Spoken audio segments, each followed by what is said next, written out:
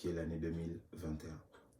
Alors, à ce propos, je viens de la part du Seigneur pour encourager un enfant de Dieu, pour encourager un serviteur de Dieu, une servante de Dieu, pour encourager une personne qui prie Dieu, qui aimerait avoir l'orientation de Dieu pour son année 2021. Alors le Seigneur m'a mis à cœur de partager ce petit mot avec toi, de partager cette portion de la parole, de la révélation qu'il m'a donnée, afin d'aider quelqu'un à voir dans la dimension de Dieu et non à voir les choses en fonction de ce que disent les médias, en fonction de l'expérience d'une personne. Une expérience est une réalité temporaire qui est limitée par rapport à un temps. Une expérience qui a servi il y a 10 ans n'est pas forcément la même chose qui pourra servir dans 20 ans plus tard. Certes que c'est une hypothèse qu'on peut toutefois essayer d'évoquer afin de tirer les leçons et comprendre certaines choses. Alors, en ce temps, ça dépend de l'heure à laquelle vous allez recevoir ce message. Nous allons lire Genèse chapitre 15, verset 5 au verset 6.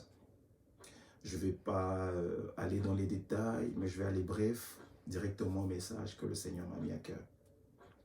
La Bible dit qu'il le mena dehors et dit « Contemple donc le ciel et compte les étoiles. » Vous connaissez la suite. Dieu parle à un homme du nom d'Abraham. Il s'est passé que Dieu avait choisi cet homme. Il l'a appelé d'une famille, d'une contrée. Il lui a demandé de sortir, de partir. Mais chemin faisant avec Dieu, cet homme va constater que lui n'avait pas d'héritier. Il va se plaindre auprès de Dieu. Oui, tu vas me bénir, tu vas faire telle chose. À l'époque, il s'appelait encore Abraham, avant que Dieu puisse lui changer de nom. Et finalement, il va se plaindre pour dire que je n'ai pas d'héritier. Celui qui va hériter mes biens, ça sera Eliezer de Damas. Et cette parole va pousser Dieu à emmener Abraham dans une autre dimension. D'emmener Abraham dans une dimension de la révélation. C'est le verset 5, tu peux lire chez toi à la maison, Genèse 15, verset 5. La Bible dit que Dieu mena Abraham dehors et lui demande de contempler le ciel.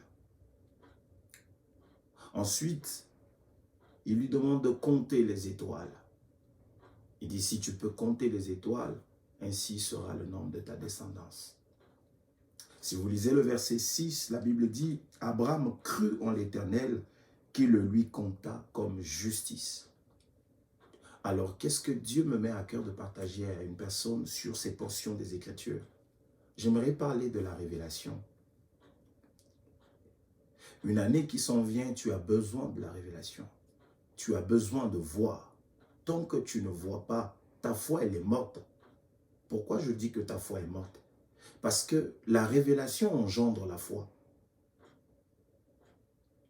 Par rapport à ce que Abraham a vu, par rapport à ce que Abraham a entendu de la part de Dieu, la Bible dit au verset 6, cela lui compta comme justice, parce qu'il a cru à cela. La révélation engendre la foi. Si vous lisez dans Romains chapitre 10, verset 17, qui appuie ce que je suis en train de dire, la Bible nous dit ceci, que la foi vient de ce qu'on entend, et ce qu'on entend vient de la parole de Christ. Qu'est-ce qu'Abraham a entendu? Ce que tu entends engendre la foi. La révélation sur la nature, la notion des étoiles a engendré la foi d'Abraham. Abraham a cru à cela. Alors l'année qui s'en vient, la révélation, certainement tu te poses la question, mais moi je n'ai pas de révélation. Quelle est la révélation? Je te dis la révélation, la meilleure des révélations, c'est Jésus-Christ. La meilleure des révélations, c'est Jésus-Christ et sa parole. Et la parole de Jésus, c'est la bonne nouvelle. La parole de Jésus, c'est le salut, c'est la vie éternelle. Voilà la révélation dont tu as besoin. Les autres révélations que Dieu peut te donner ou qu'il peut te donner, te montrer, ce sont des attributs. Mais il y a une révélation qui est fondamentale, c'est la révélation de Jésus-Christ. Que tu puisses connaître Jésus-Christ, le seul et le véritable, le vrai Dieu. Parce qu'en lui, tu as tout. En Jésus, tu as tout. Tu as la vie, Je ne parle pas de la vie selon le monde, mais je parle de la vie selon Dieu, parce que la vie selon le monde a une autre définition. Mais cela n'est pas important pour nous, parce que ce qui nous intéresse ce matin, c'est de voir les choses dans la dimension de Dieu. Tu as connu une année dans laquelle tu avais des objectifs. Certaines personnes n'ont pas d'objectifs. Ils ont vécu l'année comme ça. Ils ont subi l'année. Mais j'aimerais aider quelqu'un ce matin. Que l'année 2021 qui s'en vient, que tu ne puisses pas subir chaque mois, chaque semaine. Non. Faudrait avoir des objectifs. Quelle est la vision que tu as de cette année qui s'en vient? Si ta vision c'est Jésus, alors je t'appelle à la consécration. Chacun peut définir l'année 2021 comme il veut. Mais une chose qui est importante pour Dieu, pour toi et pour moi, c'est que Dieu veut que nous puissions nous consacrer totalement à lui. Et moi, personnellement, l'Esprit de Dieu m'a mis à cœur d'appeler cette année une année de consécration. Une année d'intimité. Parce que plus tu restes concentré, plus tu restes attaché à ton Dieu, tu verras ce que Dieu va faire. Dieu a montré à Abraham une chose. Il a dit, regarde. Il pouvait dire à Dieu, il pouvait dire à Abraham, regarde dans la forêt, regarde sur la terre. Non, il a donné une image de quelque chose qui occupe une position déjà élevée. En tant qu'enfant de Dieu, nous avons une position qui, selon le plan de Dieu, nous occupons une position élevée. Les étoiles ne sont pas sur la terre. Les étoiles, c'est dans le ciel. Et la position qu'occupe une étoile, c'est une position de grandeur. C'est une position de celui qui domine la terre. Et une chose qui caractérise l'étoile, c'est sa lumière. La Bible dit de Jésus qu'il est l'étoile brillante du matin, l'étoile qui a conduit les mages. Et nous aussi, nous sommes des étoiles. Alors, l'étoile est différente selon les astronautes. Des études ont été menées. Ils n'ont pas pu compter le nombre des étoiles, mais ils ont différencié une chose. Voici ce qu'ils sont en train de dire. Que la lumière d'une étoile, elle est différente de la lumière d'une planète. Les planètes aussi sont illuminées et autres. Mais c'est que la différence entre une étoile et une planète, c'est que l'étoile scintille. Scintiller veut dire quoi? Briller par 1000 couleurs.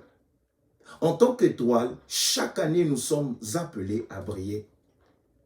La dimension dans laquelle nous avons brillé dans l'année 2020 ne sera pas la même dimension dans laquelle nous brillerons dans l'année 2021. Parce que nous scintillons par la grâce, nous scintillons par la gloire, par le Saint-Esprit, nous scintillons en tant qu'étoile. Alors tu es appelé à scintiller. La vision dont je suis en train de parler, la vision a impliqué l'action d'Abraham. L'action de Dieu a engendré la réaction d'Abraham. Dieu a parlé, Abraham a réagi. Si vous lisez la suite du chapitre 15, en descendant des autres versets, vous allez voir que non, la vision a poussé Abraham à poser des actes. Alors, celui qui a une vision avec Dieu, celui qui a une vision pour son année 2021, doit savoir une chose, que la vision a besoin de ton implication. La vision n'est pas un slogan. La vision n'est pas des paroles farfelues, non. La vision est un objectif. La vision aura besoin de ton implication.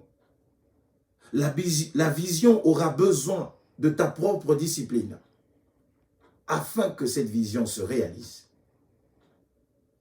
Voilà pourquoi je viens t'encourager. Non seulement de t'inscrire parmi ceux-là qui vont sauter et crier. Aucune personne n'a fait des choses extraordinaires dans la distraction. Ça n'existe pas, même dans le monde. Ceux qui ont fait des choses extraordinaires, ce sont des hommes mis à part. Ce sont des hommes qui ne se comportent pas comme le commun des mortels. Voilà pourquoi ils ont pu réaliser des choses extraordinaires.